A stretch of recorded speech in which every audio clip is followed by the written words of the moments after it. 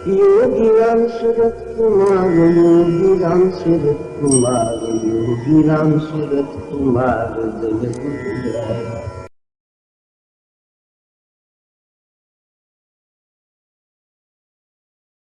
பகவான் சொல்லி இருக்கிறார், அவருடைய கொட்டாங்குச்சியை நினைத்தால் கூட நமக்கு அதிலிருந்து ஆசீர்வாதங்கள் கிடைக்கும் என்று. இது ஒரு பழைய பக்தர் டாக்டர் சங்கர் ராஜுலு, எல்லாருக்கும் தெரிந்தவர். அவர் திருவண்ணாமலையில் சில வருடங்கள் இந்த கவர்மெண்ட் காலேஜில் பிரின்சிபலா இருந்தார். பல பிரச்சனைகளை சந்தித்து வந்தார்.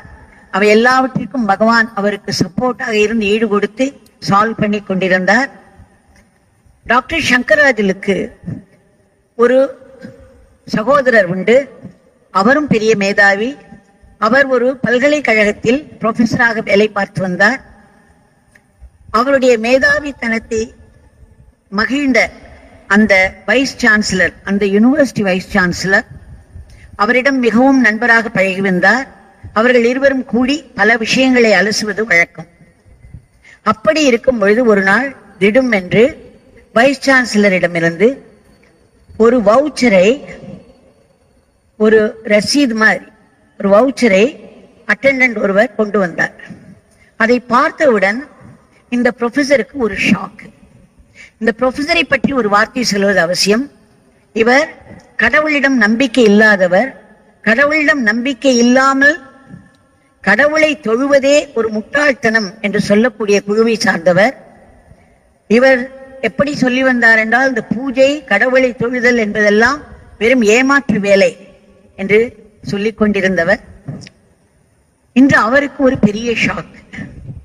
இது என்னது, நம்முடைய நெருங்கிய நண்பராயிருந்த வைஸ் சான்சலர் இந்த மாதிரி ஏதோ ஒன்றை கொண்டு வருகிறாரே, இது சரியில்லையே. இரண்டாவது, அந்த ரெசிப்டில் இருந்த அது என்னவென்றால் பல லட்சங்களுக்கு புஸ்தகம் வாங்கியதற்கான ரெசிப்ட். அது மட்டுமல்ல, அந்த புஸ்தகங்கள் எல்லாம் இந்த ப்ரொஃபஸருடைய டிபார்ட்மெண்ட் இல்லை, வேற டிபார்ட்மெண்ட்ஸை சேர்ந்தவை. இவருக்கும் அதற்கும் என்ன சம்பந்தம்? சோ அவர் சொன்னார் அந்த அட்டெண்டன்ட் கிட்ட, நான் வைஸ் சான்சலரை பார்த்து ஒரு வார்த்தை பேசிவிட்டு பிறகு நான் சைன் பண்ணுகிறேன், இதை எடுத்து போய் அவரிடம் சொல்லிவிடு என்றார். வைஸ் சான்சலருக்கு ரொம்பவும் கோபம். நாம் சொல்லியும் நம்மை நம்பாமல் இவர் ஏதோ செய்து விட்டாரே என்று அது முதல் ப்ரொஃபஸரை பலவிதங்களில் துன்புறுத்தலானார்.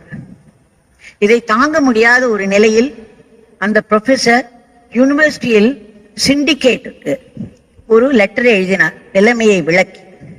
அப்பொழுது அந்த வைஸ் சான்சலர் சிண்டிகேட்டின் முன்பாக தான் எந்தவித புத்தகமும் வாங்கவில்லை என்பது சத்தியம் என்று கூறிவிட்டார். இதை கேட்ட சிண்டிகேட் அவர் சொல்வதை, அவருடைய கூற்றை நம்பி இவரிடம், நீங்கள் அனாவசியமாக அவரை பழிபாவத்துக்கு ஆளாக்கிறீர்கள், அதனால் நாங்கள் உங்களை நாளைக்கு விசாரித்து விட்டு இந்த வேலையிலிருந்து நீக்கிவிடப் போகிறோம் என்று ஒரு எச்சரிக்கை கொடுத்து விட்டனர். இதனால் அவர் மிகவும் சங்கடத்துக்கு உள்ளானார், மிகவும் வேதனைக்கு உள்ளானார். அந்த நிலையில் இவருடைய சகோதரர் டாக்டர் சங்கர் ராஜுலு அவரை தேடி வந்தார். அந்த ஊருக்கு வந்தார். எதேச்சையாக அவரை பார்க்க விரும்பி அந்த ஊருக்கு வந்தார். நாம் எதேச்சையாக என்று சொல்கிறோம், ஆனால் அதற்கு பின்னால் யோகிராம் சுரத்குமாரின் லீலை காத்திருக்கிறது அல்லவா? அவருக்கு தெரியாத விஷயமே இல்லையே.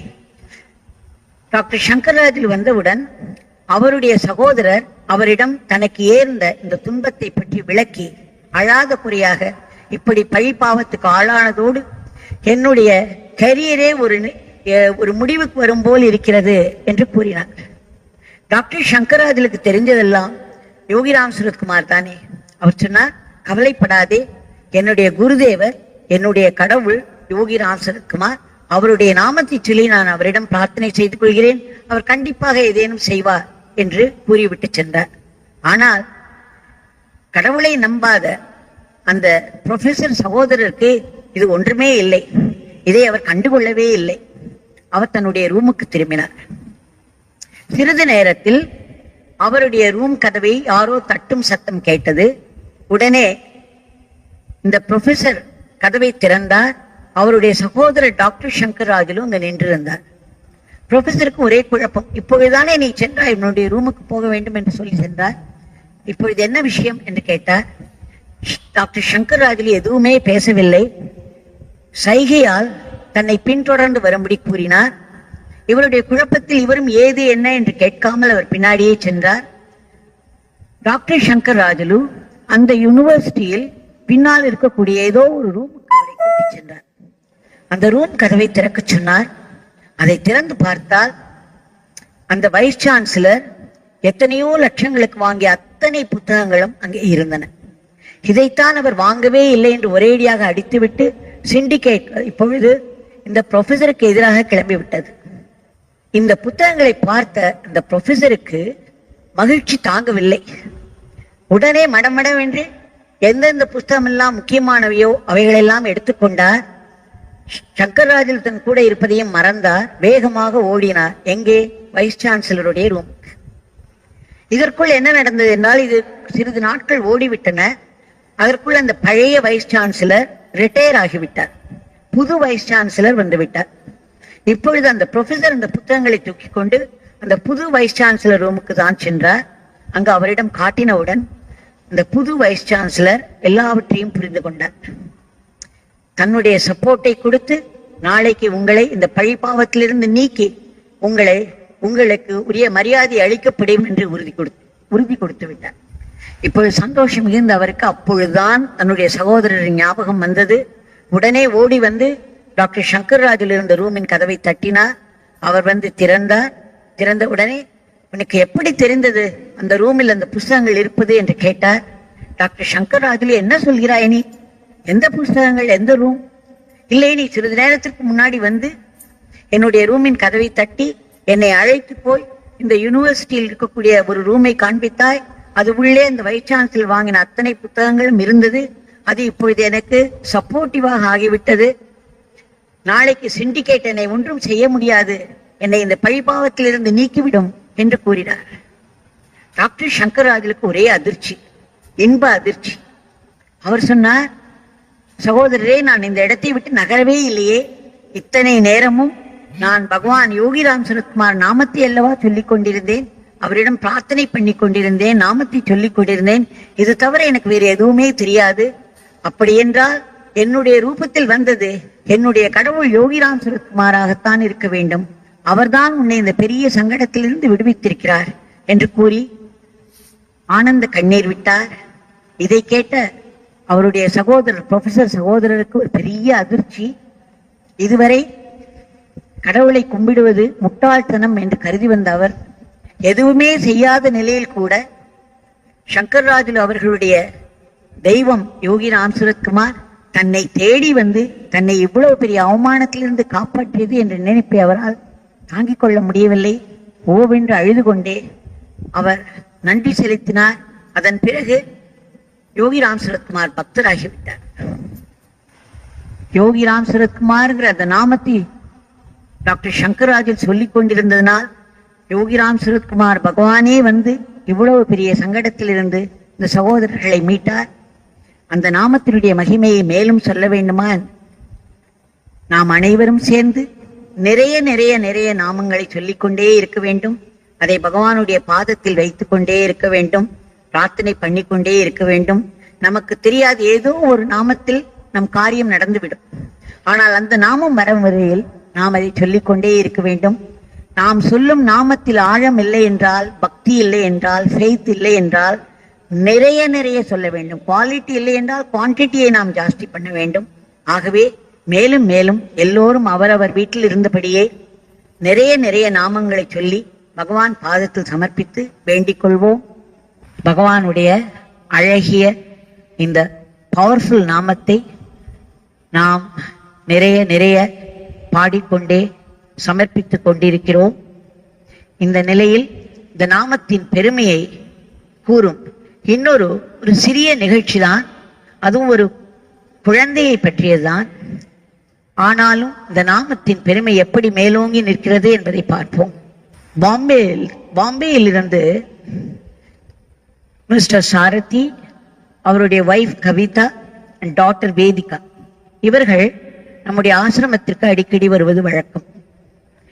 இந்த மிஸ்ஸஸ் கவிதா சாரதி அவர்கள் ஆசிரமத்தினுடைய ஆர்கிடெக்டாக நம்முடைய பிரதான் மந்திரியுடைய தரையை அவர்தான் பல ஆட்களை வைத்துக் கொண்டு மிக அழகாக நமக்கு செய்து கொடுத்திருக்கிறார். பளபளவென்று இன்றைக்கு ஷைன் பண்ணும் இந்த பிரதான் மந்திர் அவருடைய கைவண்ணமே. அவருடைய மகள் சில வருடங்களுக்கு முன் இங்கு வந்திருந்த பொழுது 8 வயதே ஆகியிருந்தது. அந்த குழந்தை இங்கும் அங்கும் விளையாடி கொண்டிருந்தாள். அவளை பார்த்து நான் அவளை அருகில் கூப்பிட்டு, வேதிகா, நீ சுவாமியுடைய நாமத்தை சொல்கிறாயா என்று கேட்டேன். இல்லையம்மா என்றாள். நான் உடனே இந்த நாமத்தை உனக்கு சொல்லி தருகிறேன். உனக்கு ஸ்கூலிலோ இல்லது வீட்டிலோ அல்லது வேறு இடத்திலோ ஏதாவது ஒரு பயமோ கஷ்டமோ வருமானால் நீ உடனே இந்த நாமத்தை சொன்னாயானால் உனக்கு பகவான் பாதுகாப்பு கொடுப்பார், உன் கூடவே இருப்பார், ஒரு கஷ்டமும் வராது இருக்கும் என்று சொன்னேன். அவளுக்கு ரொம்ப சந்தோஷம். சொல்லிக் கொடுங்கள் அம்மா என்றாள். உடனே அவளுக்கு அந்த நாமத்தை பாடுவதற்கு சொல்லிக் கொடுத்தேன். அவள் மிகவும் சந்தோஷமாக என்னிடம் உறுதி அளித்தாள் அவள் எப்பொழுதும் அதை பாடிக்கொண்டிருப்பதாக. ஆனால் பாம்பே சென்ற பிறகு அவள் அதை கம்ப்ளீட்டாக மறந்து விட்டாள். வழக்கம் போல் ஸ்கூலுக்கு போவது, விளையாடுவது, இப்படியாக நாட்கள் ஓடிக்கொண்டிருந்தன. ஒரு நாள் கம்ப்யூட்டர் கிளாஸ் அவளுக்கு நடந்து கொண்டிருந்த பொழுது அவள் கம்ப்யூட்டர் ஃபைலை எடுத்து வரவில்லை என்ற நினைவு வந்தது. ஆனால் கம்ப்யூட்டர் மேம் ஏற்கனவே உள்ளே நுழைந்து விட்டார். அவர் ஒரு டேபிளாக பார்த்து கொண்டே வந்தார். இவளுக்கு அடி வயிற்றில் பயம் பிடித்தது. அடாடா, நம்ம மறந்து வந்து விட்டோம். இந்த மேம் ரொம்ப ஸ்ட்ரிக்டாக இருப்பார்கள், நம்மை திட்டுவார்களே, ஏதாவது தண்டனை கொடுப்பார்களே, நாம் என்ன செய்வது கடவுளே என்று அவள் நினைக்கும் பொழுது அவளுக்குள் விதைத்த அந்த நாமம் மேலோங்கி வந்து அவளுக்கு அந்த நாமத்தின் ஞாபகத்தை கொடுத்து அவளை சொல்ல வைத்தது.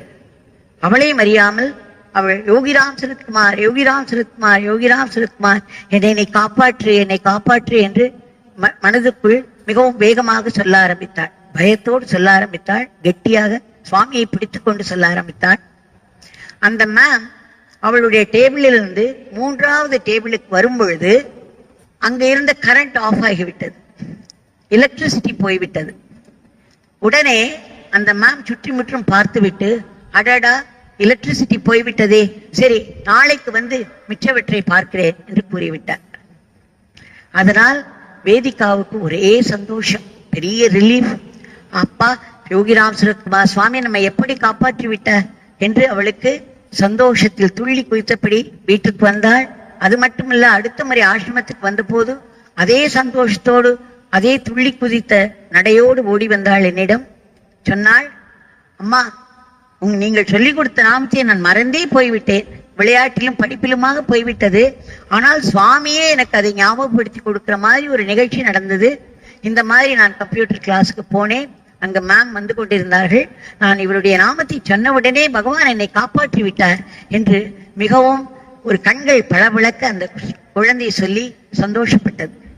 அந்த நாமத்தை சொன்ன உடனே சிறிய விஷயங்களாக இருந்தாலும் சரி, பெரிய விஷயங்களாக இருந்தாலும் சரி, எப்படி பகவான் நமக்கு நடத்தி கொடுத்து நம்மை காப்பாற்றுகிறார். ஒரு இக்கட்டான நிலைமையிலிருந்து, சாதாரண விஷயங்களிலிருந்து பெரிய பெரிய விஷயங்கள் வரலும் அவர் காப்பாற்றுவதை நாம் பார்க்கிறோம்.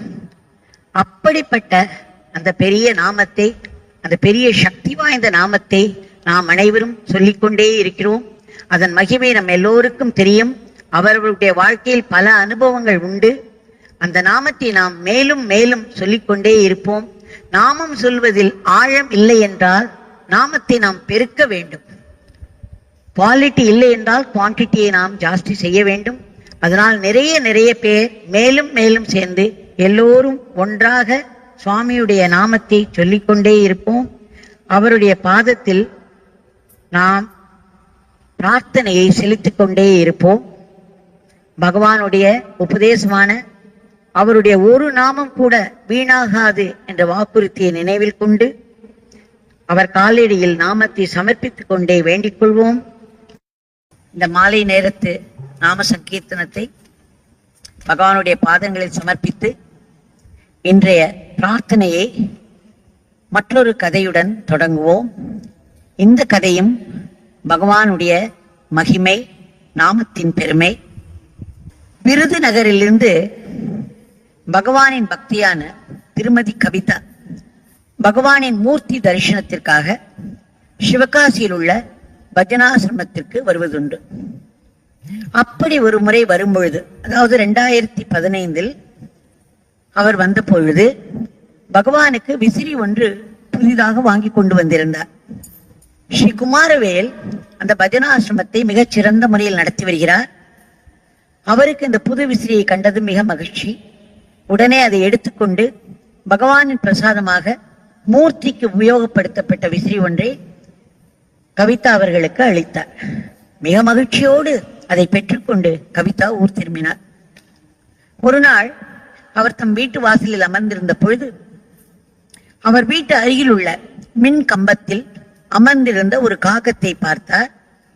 திடும் என்று மின் சக்தியின் தாக்குதலால் அந்த காக்கா அலறிக்கொண்டே பலத்த சத்தத்துடன் தன் வீட்டின் முன் விழுந்ததை பார்த்து அதிர்ந்து விட்டார். உடனே ஓடி சென்று பார்த்தார். அந்த காக்காவிற்கு எந்த அசைவும் இல்லை, அப்படியே கிடந்தது. மேலே தலையில் பலத்த காயம் போல் இருக்கிறது, இரத்த காயங்களுடன் காணப்பட்டது. அதை சுற்றிலும் ரத்தம். அதை பார்த்து அவருக்கு உடனே ஒன்று தோன்றியது. எந்த ஒரு ஜீவனும் கடைசி மூச்சு விடும் சமயத்தில் அதன் காதில் பகவானின் நாமத்தை சொன்னால் அந்த ஜீவன் கண்டிப்பாக நல்ல கதி அடையும் என்றது.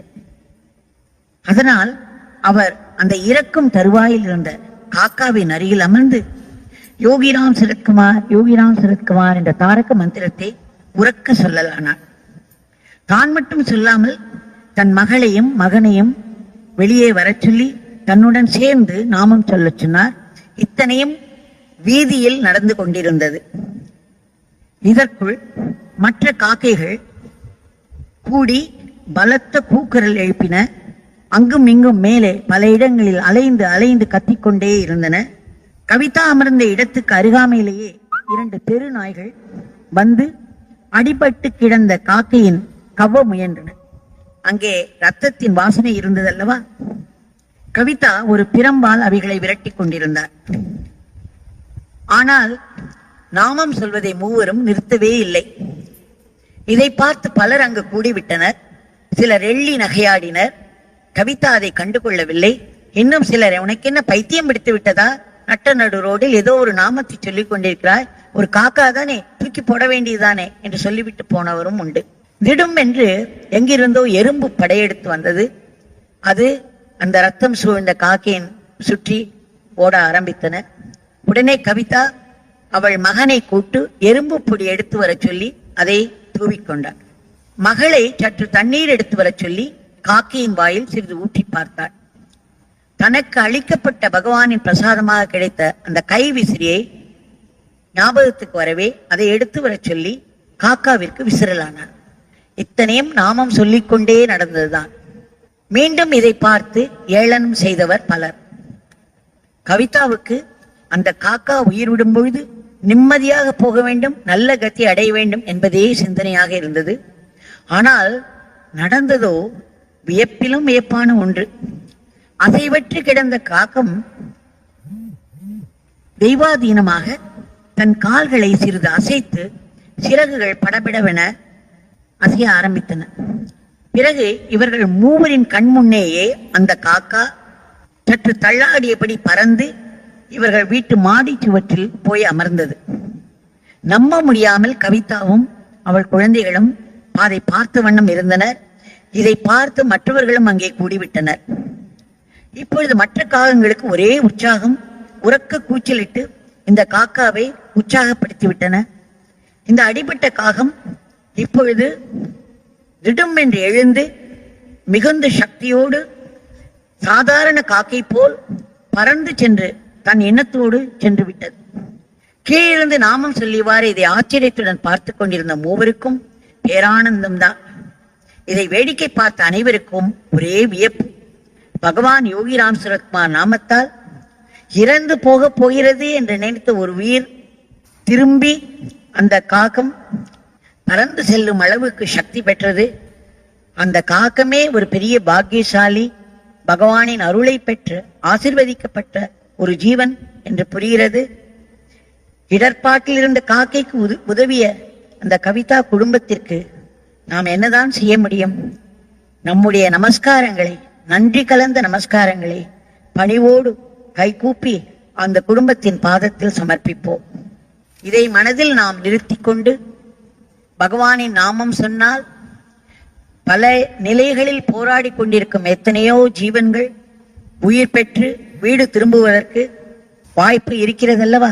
இதை மனதில் கொண்டு திரும்ப திரும்ப பகவானுடைய அந்த பெருமை வாய்ந்த நாமத்தை கூறி அனைவருமாக சேர்ந்து சொல்லி சொல்லி பகவானின் பாதத்தில் சமர்ப்பித்து வேண்டிக் கொள்வோம்.